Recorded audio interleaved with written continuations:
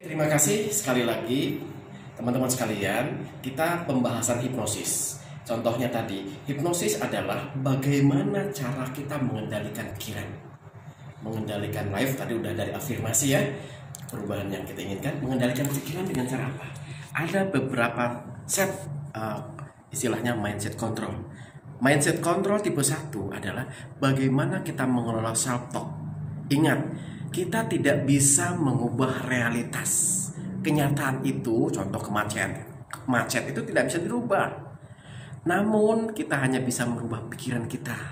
Lewat self-talk itu, maka hasil atas kejadian tadi akhirnya positif. Itu secara self-talk.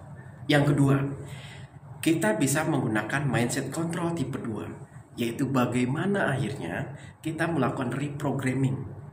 Kita adalah produk masa lalu, di mana orang tua kita, media itu mempengaruhi kita.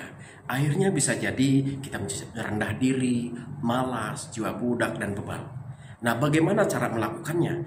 Dengan mindset control reprogramming kita bisa melakukan dengan proses yang pertama adalah apa yang sudah ada dalam diri kita. Contohnya, saya rendah diri atau saya tidak percaya diri. Kita saat itu merasakan itu.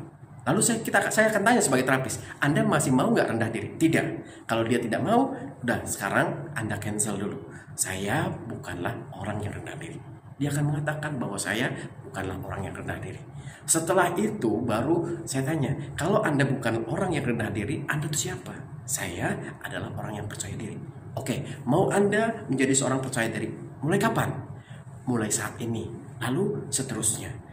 Sekarang buat keputusan sekarang juga, karena keputusan itu akan menjadi akhirnya semesta mendukung kita dengan keputusan tadi. Keputusan itu Anda, apa yang Anda miliki. Mulai sekarang dan seterusnya, saya memutuskan untuk menjadi orang yang benar-benar percaya diri. Nah, dengan demikian, maka kalau afirmasi itu diulang-ulang, akan menjadi perubahan. Contohnya, saya akan tugaskan, Anda mau berubah berapa lama? Cepat sekali. Berarti sanggupkah Anda mengucapkan afirmasi itu sehari 7 kali? Dan sebelum tidur Anda bisa lakukan afirmasi, mulai sekarang dan seterusnya saya memutuskan untuk benar-benar menjadi orang yang percaya diri. Terus bangun tidur juga sama diulangi. Setelah sholat subuh, sholat duhur, sholat asar, maghrib, isya. Dan itu diulangi 7 kali. Sambil dihayati, diyakini. Perubahan itu terjadi kalau Anda yakin. Nah, begitu Anda yakin, maka perubahan itu, kepercayaan diri adalah milik Anda. Nah, itu adalah bagian dari mindset control tipe 2. Mindset control tipe 3, nanti teman-teman akan mendesain afirmasi itu menjadi script suggestion atau panduan imajinasi yang bisa diberikan sebagai guidance perubahan. Contohnya, buat skenario hidup perubahan menjadi seorang yang percaya diri itu seperti apa. Rasakan sensasinya, keberuntungan menjadi seorang yang percaya diri. Lalu dampak untuk orang-orang sekitar kita bagaimana? Contohnya, istri kita, anak-anak kita dengan kepercayaan diri, pasti mereka bahagia, mereka bangga dan mereka sangat mengharapkan itu.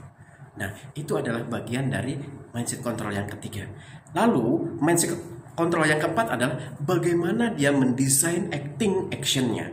Acting action adalah bagian penting dari perubahan secara body, secara fisik. Karena itu acting akan menjadi tindakan yang menarik pada kenyataan.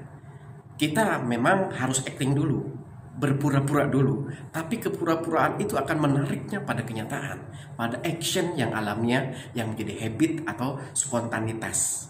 Nah, dengan demikian, hipnosis hipnoterapi bisa kemudian menjadikan satu momentum perubahan diri seseorang. Dari perubahan life, mind, and body, R1 sistemnya.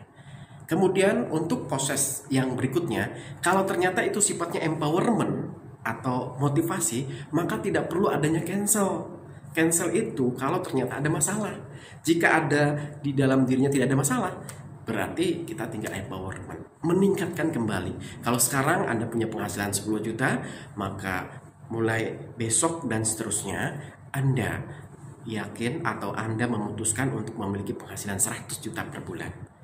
Dengan cara yang mudah, dengan cara yang banyak kesempatan di situ. Itu sifatnya empowerment untuk meningkatkan atau untuk motivasi. Kalau untuk motivasi itu bukan terapi. Sekali lagi, orang tidak termotivasi karena dia tidak punya impian. Nah, di dalam hipnomotivasi, teman-teman akan dibuatkan skenario. Bagaimana akhirnya teman-teman ditarik dulu ke masa depan teman-teman, lalu di sana akan ditanya, nyaman gak dengan kondisi itu? Kalau nyaman, oke, sekarang buatlah aturan main agar sampai ke sini. Apa yang perlu terjadi sebelumnya? Apalagi yang perlu terjadi sebelumnya? Apalagi yang sebelumnya? Dan akhirnya terus sampai ke tahap awal. Nah, saat itu kita sedang membuatkan desain skenario perubahannya. Orang termotivasi karena adanya inspirasi, karena adanya target, dan karena adanya tujuan serta impian yang jelas yang telah dimilikinya. Nah, itu adalah momen hipnomotivasi. Sekali lagi, hipnomotivasi. Jadi hipnosis itu dalam bahasa kitanya sebetulnya upaya kita mengendalikan fisik dan pikiran kita. Karena tugas kita adalah mengendalikannya dengan cukup. Permasalahan seorang adalah ketika membiarkan fisik dan pikirannya liar, sehingga pikirannya maunya itu, fisiknya juga mau apa. Kita tidak bisa menyatukan antara fisik dan pikiran. Akhirnya bingung, orang itu sakit-sakitan, dan akhirnya tereliminasi.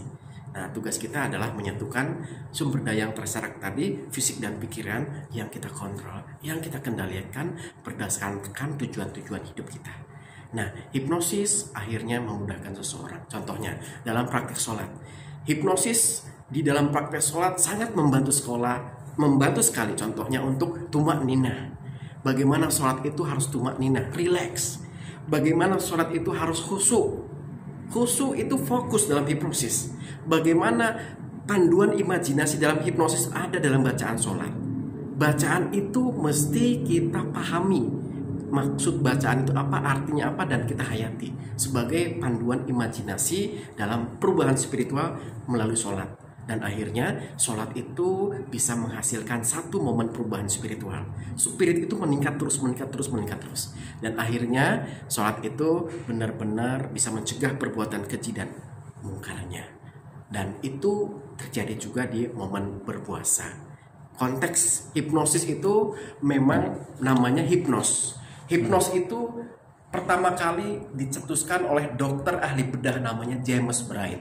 Pada saat itu melalui hipnosis pembedahannya tanpa obat bius. Nah, disitulah disebut nama neurohipnosis. Namun sebelumnya tidak ada nama secara spesifik hipnosis. Banyak orang mengartikan istilah hipnosis. Tapi ketika kita mengenali konsep hipnosis, ternyata di dalam sholat, di dalam ibadah, itu ternyata nuansanya syarat dengan hipnosis.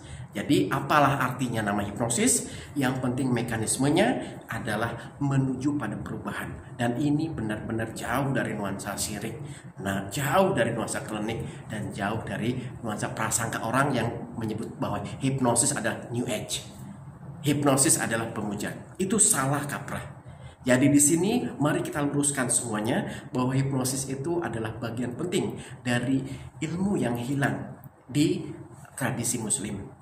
Dan kita sudah dapatkan kembali, kemudian kita bisa aplikasikannya untuk ibadah, untuk beramal soleh, untuk menetapkan tujuan kita.